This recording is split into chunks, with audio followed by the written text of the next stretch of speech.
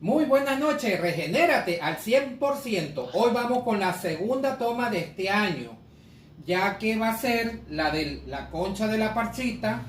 Vamos a acercarnos aquí con la cámara. Va a llevar la concha de la parchita, va a llevar la hierba luisa, va a llevar concha de limón. Con la concha de limón va a llevar una cucharadita de clavo y 2 palitos de canela, ¿ok?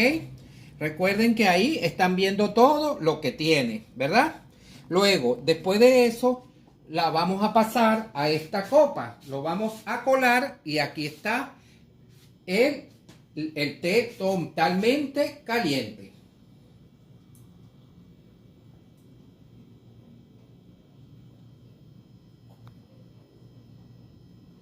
Totalmente caliente. Sirve para limpiar los bronquios, para la tos seca y la sinusitis.